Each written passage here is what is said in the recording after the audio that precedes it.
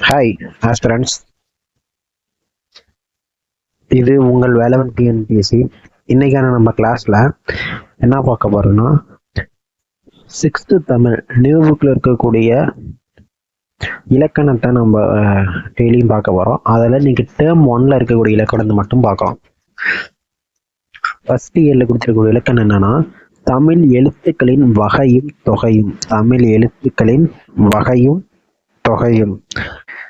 தமிழ் எழுத்துக்களின் வகையும் தொகையும்.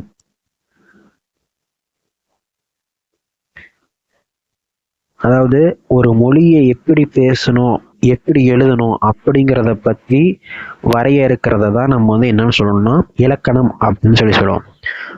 ஸோ அந்த இலக்கணம் எழுத்து இலக்கணம், சொல் இலக்கணம், பொருள் இலக்கணம், யாப்பு இலக்கணம், அணி இலக்கணம் அப்படின்னு சொல்லிட்டு 5 வகையா பிரிக்கலாம். ஸோ அதில் நம்ம ஃபர்ஸ்ட் எழுத்துல இருந்து பார்த்துட்டு வருவோம். அதில் ஃபர்ஸ்ட் எழுத்து. எழுத்து அப்படின்னா ஒளி வடிவமாக எழுப்பப்படுவதும் வரி வடிவமாக எழுதப்படுவதும். ஒளி வடிவமாக எழுப்பப்படுவதும் வரி வடிவமாக எழுதப்படுவதும் எழுத்து அப்படின்னு சொல்றோம். ஸோ இந்த எழுத்து உயிரெழுத்துக்கள், உயிர்மெய் எழுத்துக்கள், மெய் எழுத்துக்கள் அப்படின்னு சொல்லிட்டு நம்ம பிரிப்போம். ஸோ அதில் ஃபர்ஸ்ட் உயிரெழுத்துக்கள் பார்க்கலாம்.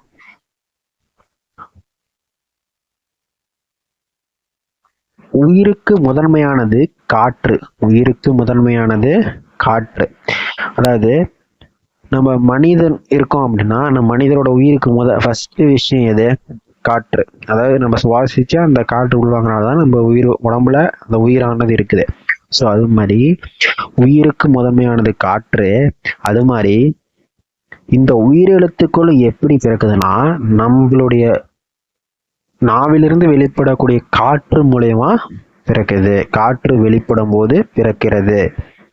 அதான் பாருங்க, வாயை திறத்தல், உதடுகளை விரித்தல், உதடுகளை குவித்தல் அப்படிங்கிற முயற்சியால ஆலிருந்து அவு வரை உள்ள 12 உயிரெழுத்துக்களும் பிறக்கின்றது. ஓகேங்களா? ஆ, இ, உ, ஏ, ஓ அதாவது குறுகி ஒலிக்குது. அடுத்தது பாருங்க, ஆ, இ, ஏ, ஐ, ஓ, ஔ இது எல்லாமே நீண்டு ஒலிக்குது. அதாவது குறுகி ஒலிக்கிறத குறியிலனும் நீண்டு ஒலிக்கிறத நெடிலனும் சொல்லலாம். அதே மாதிரி ஒவ்வொரு எழுத்தையும் உச்சரிக்கிறதுக்கு கால அளவு உண்டு. ஒவ்வொரு எழுத்தையும் உச்சரிக்கிறதுக்கு கால அளவு இருக்குது. ஸோ அந்த கால அளவு அடிப்படையை வச்சு நம்ம என்ன பண்றோம்? குறிநெடில் வேறுபாட சொல்றோம். அந்த கால அளவு அடிப்படையை வச்சு குறிநெடில் வேறுபாட சொல்றோம். ஸோ அடுத்தது மாத்திரை. மாத்திரை அப்படிங்கிறது கால அளவை குறிக்கிறது தான் மாத்திரை. ஒரு கால அளவை குறிக்கிறது தான் மாத்திரை. அதாவது ஒரு முறை கண் இமைக்கவோ, ஒரு முறை கை நொடிக்கவோ, ஒரு முறை கண் இமைக்கவோ, ஒரு முறை கை நொடிக்கவோ ஆகும் கால அளவு தான் மாத்திரை. குறில் எழுத்தா இருந்தா ஒரு மாத்திரை, குறில் எழுத்தா இருந்தா ஒரு மாத்திரை, நெடில் எழுத்தா இருந்தா 2 மாத்திரை. குறியில இருந்தா 1, நெடில இருந்தா 2. அடுத்தது மெய்யெழுத்துக்கள். அதாவது மெய் அப்படிங்கிறது உடம்பு. அதாவது மெய் அப்படின்னா நம்மளுடைய உடம்புன்னு சொல்லுவோம். அப்ப ஆனா அந்த மெய்யெழுத்துக்களை ஒலிக்கிறதுக்கு உடல் இயக்கத்தின் பங்கு இன்றியமையாதது. நார்மலா தான் சொல்றோம். நம்ம உடலை இது பண்ணியோ எதுவுமே நம்ம சொல்றது கிடையாது. நார்மலா தான். அதனாலதான் சொல்றாங்க மெய் எழுத்துக்களை ஒலிக்க உடல் இயக்கத்தின் பங்கு இன்றியமையாதது. இக்கு, இச்சு, இட்டு, இத்து, இன்னு, இப்பு, இரு, இவ்வு, இல்லு, இரு அப்படின்னு சொல்றோம். ஸோ பல்லின எழுத்துகள், அதாவது கசட தபர அப்படின்னு ஞாபகம் வச்சுக்கோங்க. கசட தபர. மெல்லினம் நனன நமன. இடையினம் எழல வளல அப்படின்னு வச்சுக்கலாம். கசட தபர, நனன நமன, எழல வளல. கசட தபரங்கிறது வல்லினம், நனன நமனங்கிறது மெல்லினம், எழல வளலங்கிறது இடையினம். அடுத்தது மெய்யெழுத்தை ஒலிக்கும் கால அளவு அரை மாத்திரை. மெய்யெழுத்தை ஒலிக்கும் கால அளவு அரை மாத்திரை. மெய்யெழுத்தை ஒலிக்கும் கால அளவு அரை மாத்திரை. ஸோ குறியில ஒலிக்கிற கால அளவு எவ்வளோ? 1 மாத்திரை. நெடில் எழுத்து ஒலிக்கிற கால அளவு 2 மாத்திரை. இப்போ மெய் எழுத்துக்கு அரை மாத்திரை. அடுத்தது உயிர்மெய். அதாவது நல்லா புரிஞ்சுக்கணும், மெய் எழுத்துக்களும் உயிர் எழுத்துக்களும் சேர்ந்தா வர்றது, அதாவது இக்கு கூட்டல் ஆ கா அந்த மாதிரி வருது இல்லையா, அந்த மாதிரி சேர்ந்து வர்றது தான் வந்து உயிர்மெய். மொத்தம் 216 எழுத்து சொல்லுவோம். ஓகேங்களா? மொத்தம் 216 எழுத்துக்கள். அடுத்தது மெய்யுடன் உயிர்குறில் சேர்ந்தால் அது உயிர்மெய் குறில். அதாவது இக்கு கோடு ஆ சேர்ந்தா என்ன வரும்? கா, அது உயிர்மெய் குறில். இக்கு கோடு ஆ சேர்ந்தா அது கா, அது உயிர்மெய் நெடில் அப்படின்னு சொல்றோம்.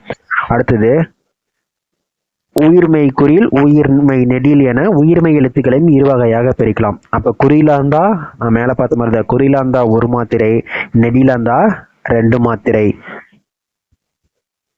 அடுத்தது ஆயுத எழுத்து. ஆயுத எழுத்துங்கிறது ஒரே ஒரு எழுத்து மட்டும் தான் இருக்கும்.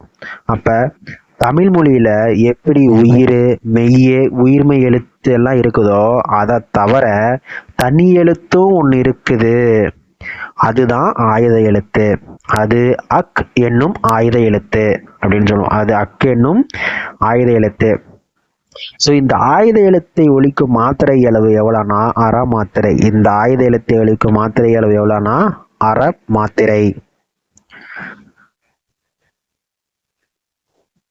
அடுத்தது ஸோ கலைச்சொல் அறிவோம்னு கொடுத்துருப்போம். கலைச்சொல்லை பொறுத்த வரைக்கும் ஒவ்வொரு யூனிட்டுக்கு பின்னாடி இருக்கிறத எழுதியிருக்கேன். பட் ஆனால் இப்போ இருக்கக்கூடிய கரண்ட்ல வந்து டிஎன்பிசி வந்து அவுட் ஆஃப் சோர்ஸ் போயிருக்காங்க. இருப்பினும் நம்ம ஸ்கூல் புக்கில் கொடுத்ததுனால சும்மா பார்த்துப்போம். ஏன்னா வரத்துக்கான சான்சஸ் இருக்கும். ஏதாவது பாசிபிலிட்டிஸ் மாற்றி மறுபடியும் கேட்டால் நம்ம ஸ்கூல் புக்கில் இருக்கிறத படிச்சு வச்சுக்கலாம். ஓகேங்களா?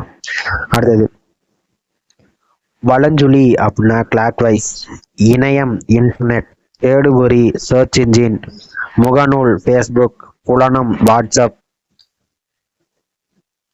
இடஞ்சுழி ஆன்டி கிளாக் வைஸ், குரல் தடல் வாய்ஸ் சேஞ்ச், தொடுதிரை டச் ஸ்கிரீன், செயலி ஆப், மின்னஞ்சல் இமெயில். ஓகேவா? ஸோ இப்போ நம்ம ஃபர்ஸ்ட் இலக்கணம் முடிச்சிருக்கோம். அதாவது தமிழ் எழுத்துக்களின் வகையும் தொகையும் அப்படிங்கிறது. அதாவது ஒரு மொழியை பேசுறதுக்கும் எழுதுறதுக்கும் வரையறுக்கக்கூடியது தான் இலக்கணம்னு சொல்றோம். அந்த இலக்கணம் 5 வகைப்படுது. எழுத்து, சொல், பொருள், யாப்பு, அணின்னு சொல்லிட்டு. அதில் ஃபர்ஸ்ட் நம்ம எழுத்து பார்த்தோம். எழுத்து வந்து எப்படி இருக்கும்? ஒலி வடிவமாக எழுப்பப்படுவதும் வரி வடிவமாக எழுதப்படுவதும். அடுத்து உயிரெழுத்துக்கள் பார்த்தோன்னா நம்மளோட உயிருக்கு முதன்மையானது காற்று. அதே மாதிரி உயிரெழுத்து எங்க பிறகுன்னா நம்முடைய காற்று வெளிப்படும் போது வந்து உயிரெழுத்து பிறகுது. அதாவது வாயை திறத்தல், உதடுகளை விரித்தல், உதடுகளை குவித்தல் ஆகிய முயற்சியால் ஆ முதல் அவ் வரை உள்ள 12 எழுத்துக்கள் பிறக்கின்றனன்னு சொல்றோம். அதாவது குறுகி ஒழிச்சா அது குறியில, அதாவது ஆ இ உ ஏ ஓ. அடுத்தது நீண்டு ஒழிச்சா அது நெடில, ஆ இ ஏ ஐ ஓ ஔ. இதெல்லாம் வந்து நெடில்னு சொல்றோம். ஒவ்வொரு எழுத்தையும் உச்சரிக்கிறதுக்கு வந்து கால அளவு இருக்குது. அந்த கால அளவை வச்சு நம்ம குறியில் நெடில் வேறுபாடை கண்டுபிடிக்கிறோம். அடுத்து மாத்திரை அப்படிங்கிறது கால அளவு அப்படிங்கிறது பொருள். அதாவது ஒரு முறை கண் இமைக்கவோ ஒரு முறை கை நொடிக்கவோ ஆகும் கால அளவை தான் நம்ம மாத்திரைன்னு சொல்றோம். குறியில் எழுத்துக்கு வந்து 1 மாத்திரை, நெடில் எழுத்துக்கு வந்து 2 மாத்திரை. மெய்யெழுத்துகள் பார்த்தோம்னா மெய்னா உடம்பு. மெய்யெழுத்துக்களை ஒழிக்க உடல் இயக்கத்தோட பங்கு வந்து இன்றியமையாததுன்னு சொல்றோம். வல்லின எழுத்துக்கள் பார்த்தோம்னா கசட தபர, மெல்லின எழுத்துக்கள் நனநமன, இடையின எழுத்துக்கள் எழல வளல அப்படின்னு சொல்லுவோம். அடுத்து உயிர்மெய், அதாவது மெய் எழுத்துக்கள் 18 பிளஸ் உயிரெழுத்துக்கள் 12 சேர்ந்து 216 உயிர்மெய் எழுத்துக்களை கொடுக்கும். அதே மாதிரிதான் மெய்யுடன் உயிர் குறில் சேர்ந்தா அது உயிர்மெய் குறில், உயிர் நெடில் சேர்ந்தா அது உயிர்மெய் நெடில்னு சொல்லுவோம். அதே மாதிரிதான் குறியலுக்கு இங்கேயும் உயிர்மெய் குறியலுக்கு 1 மாத்திரை, உயிர்மெய் நெடிலுக்கு 2 மாத்திரை. அடுத்தது ஆயுத எழுத்து. தமிழ் மொழியில் உயிர்மெய் அவை இருக்கிற மாதிரியே உயிரே மெய்யே உயிர்மெய் இதெல்லாம் இருக்கிற மாதிரியே தனி எழுத்து ஒன்று இருக்குதுன்னு பார்த்தோம். அதுதான் வந்து அக்கு அப்படிங்கிற ஆயுத எழுத்து. ஆயுத எழுத்தை குறிக்கிற கால எவ்வளோனா அரை மாத்திரை பார்த்துட்டோம். ஓகேவா? அடுத்தது 2வது இயல் முதல் எழுத்தும் சார்பெழுத்தும். முதலெழுத்தும் சார்பெழுத்தும் அப்படிங்கிறது 2வது இயல் இருக்கக்கூடிய இலக்கணம். நம்ம முன்னாடி பார்த்தோம் இல்லையா, உயிர்மெய் எழுத்துக்கள், அதாவது மெய்யெழுத்துக்கள் 18 உயிரெழுத்துக்கள் 12 சேர்வதால் மொத்தம் 216 எழுத்துக்கள் வந்து வரும். ஸோ அது வந்து உயிர்மெய் எழுத்துக்கள். அதுவே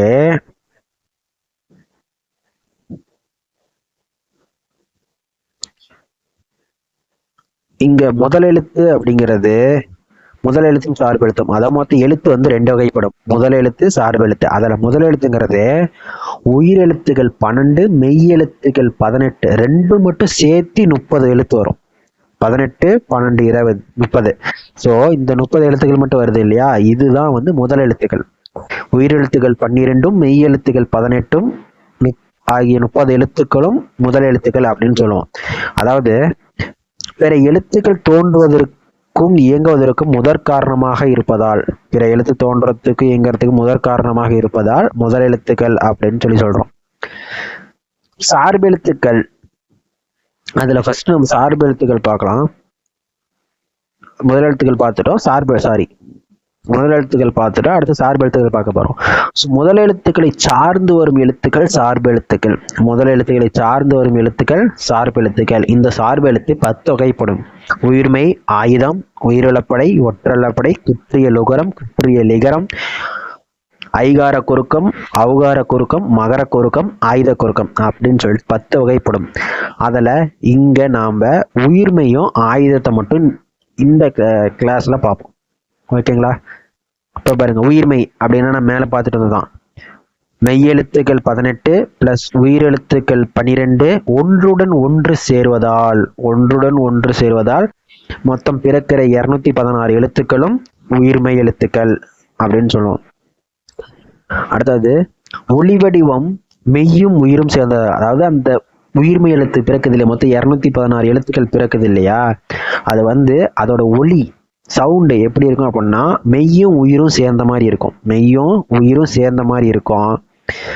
அதோட வரி, நம்ம எழுதுற வரி வடிவம் எப்படி இருக்குன்னா மெய்யெழுத்தை சேர்ந்த மாதிரி இருக்கும்.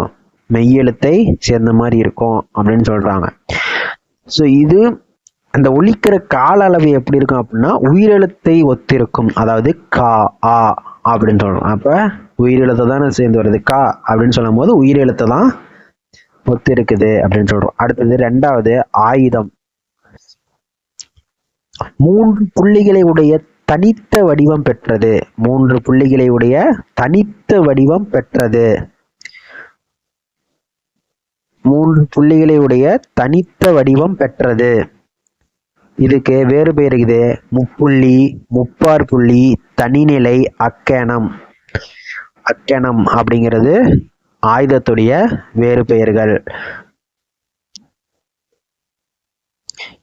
அடுத்தது நுட்பமான ஒலிப்பு முறையை உடையது. இந்த ஆயுத எழுத்து நுட்பமான ஒலிப்பு முறையை உடையது. அதாவது தனக்கு முன்னாடி ஒரு குரலையும் தனக்கு பின்னாடி ஒரு வல்லின உயிர்மையும் பெற்றுதான் சொல்லோட இடையில் மட்டும்தான் வரும், தனித்து வராது. தனக்கு முன்னாடி ஒரு குறிலையும் தனக்கு பின்னாடி ஒரு உயிர்மை வல்லின உயிர்மையும் பெற்று இடையில தான் வருமே ஒழிய தனித்து இயங்காது. ஓகேவா? ஸோ இந்த ரெண்டாவது இல்லை நம்ம என்ன பார்த்தோம், முதல் எழுத்துக்கள் சார்பு எழுத்துக்கள் பார்த்தோம். அதாவது உயிரெழுத்துக்கள் 12 மெய் எழுத்துக்கள் 18 மொத்தம் 30 எழுத்துக்கள் தான் நம்ம முதல் எழுத்துக்கள்னு சொல்றோம். அதாவது பிற எழுத்து வந்து தோன்றதுக்கு இயங்குவதற்கும் முதல் காரணமாகனால இதுக்கு பேர் வந்து நம்ம முதல் எழுத்துன்னு சொல்றோம்.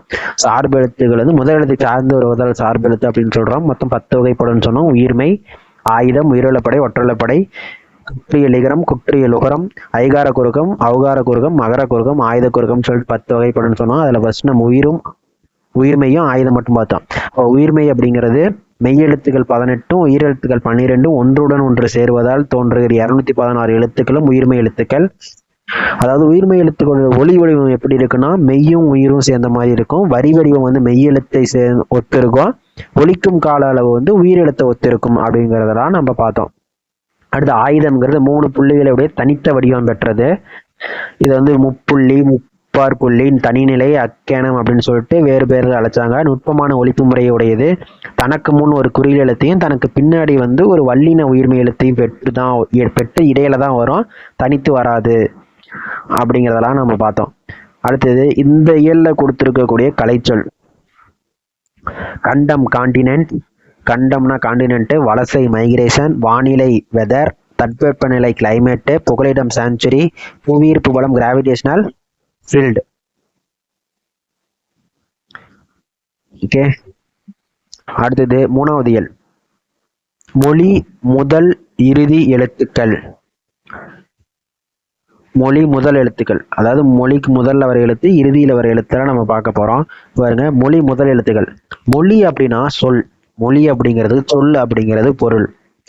சொல்லின் முதலில் வரும் எழுத்துக்கள் மொழி முதல் எழுத்துக்கள். அதாவது அப்ப சொல்லோட முதல்ல வர எழுத்து தான் என்ன சொல்றோம், மொழி முதல் எழுத்துக்கள்னு சொல்றோம். அப்ப உயிரெழுத்துக்கள் 12ம் சொல்லின் முதலில் வரும். உயிரெழுத்துக்கள் 12ம் சொல்லோட முதல்ல வருது.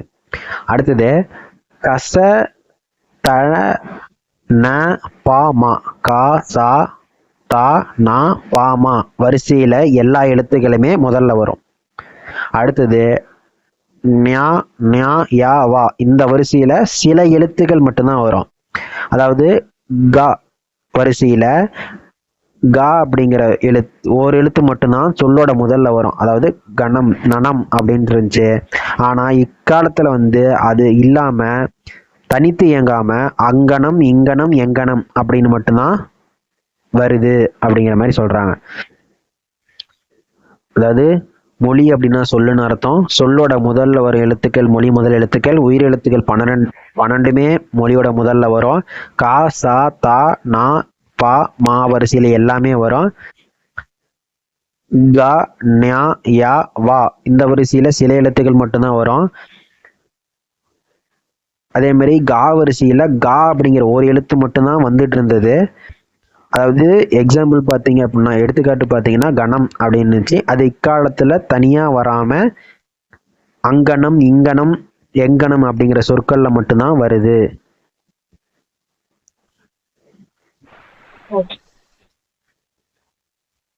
அடுத்தது நா வரிசையில நா நா நே நோ இந்த 4 எழுத்துல மட்டும்தான் வரும். அடுத்து யா வரிசையில யா யா யூ யூ யோ யௌ அப்படிங்கிற இந்த 6 எழுத்துல மட்டும்தான் வருது. அடுத்து வா வரிசையில வா வா வி வி வே வே வை வௌ இந்த 8 எழுத்துல வருது.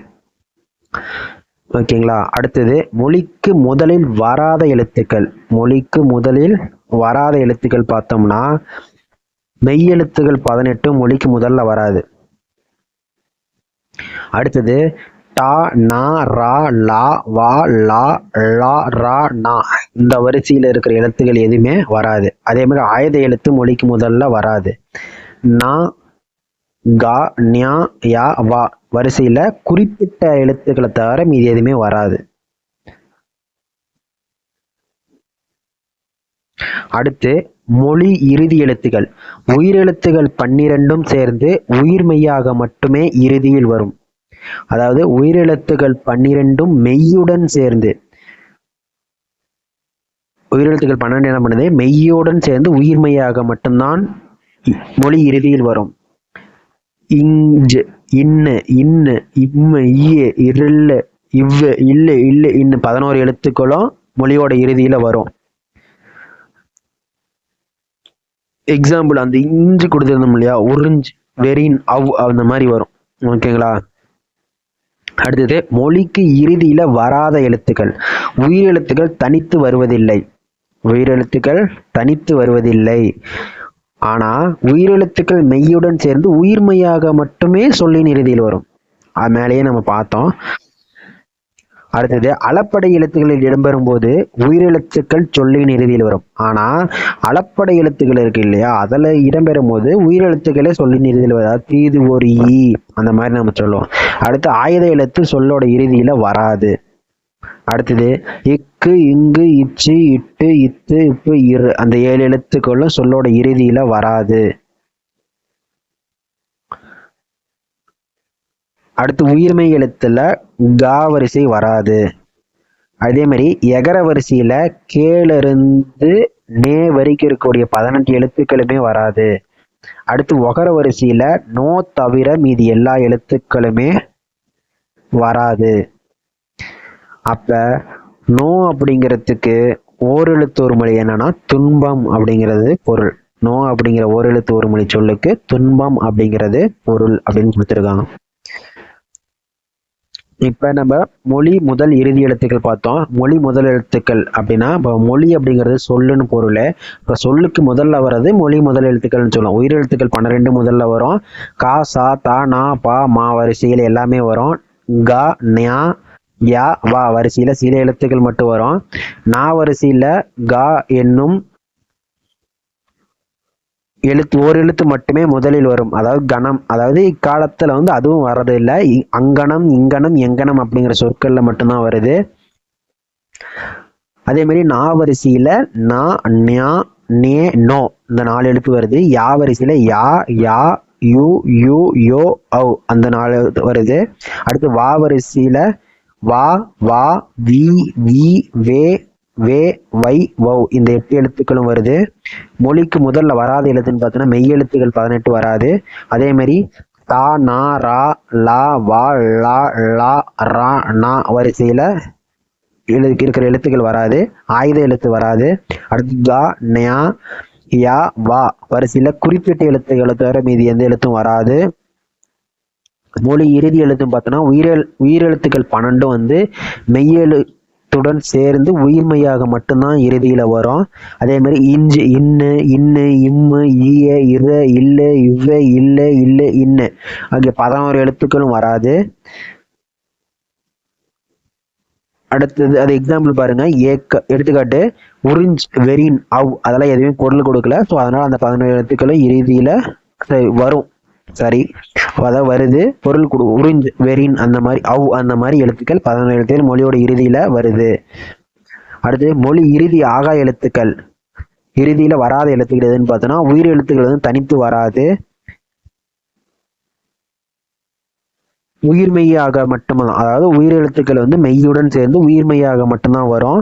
அதே மாதிரி அளப்படை எழுத்துக்கள்ல இடம்பெறும் போது உயிரெழுத்துக்கள் சொல்லின் இறுதியில் வரும். அதாவது தீது, ஒரு ஈ அந்த மாதிரி சொல்லுவோம். ஆயுத எழுத்து வராது. அடுத்து இக்கு, இங்கு, இச்சு, இட்டு, இத்து, இப்பு 7 எழுத்துக்கள் வராது. அடுத்து உயிர்மெய் எழுத்துல நா வரிசை வராது. அடுத்தது எகரவ் வரிசையில கேல இருந்து நே வரைக்கும் எழுதுகிற 18 எழுத்து வராது. அடுத்து ஒகர வரிசையில நோ தவிர பிற எழுத்துக்கள் வராது. அப்ப நோ அப்படிங்கிறது ஒரு எழுத்து மொழி. அதுக்கான பொருள் துன்பம்.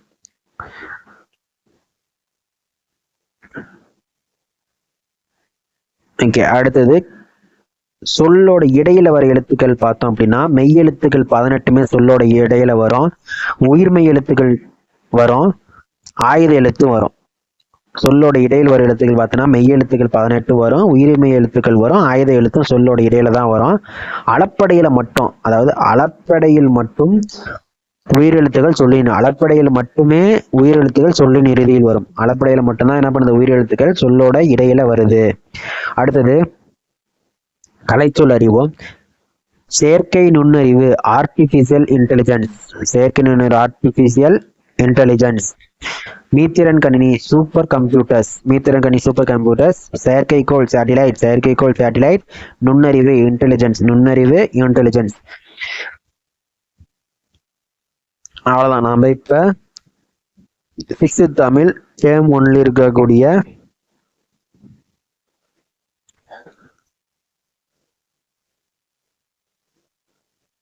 தமிழ் எழுத்தும் தொகையும், முதல் எழுத்தும் சார்பு எழுத்தும், மொழி முதல் இறுதி எழுத்துக்கள் அப்படிங்கிற 3 இயலும் நாம பார்த்திருக்கோம்.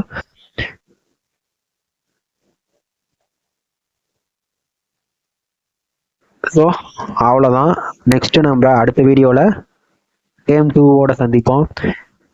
அதுவரை உங்களிடமிருந்து விடைபெறுவது வேலவன் அகாடமி குழுமம்.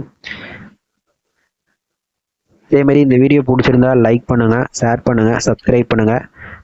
நம்மளுடைய சேனல் டெலகிராம், யூடியூப் மற்றும் இன்ஸ்டாகிராம்லையும் ஐடி கிரியேட் பண்ணியிருக்கு. ஸோ உங்களுடைய ஆதரவை நம்மளுடைய சேனலுக்கு தருமாறு அனைவரிடம் அன்புடன் கேட்டுக்கொள்கிறோம். நன்றி, வணக்கம்.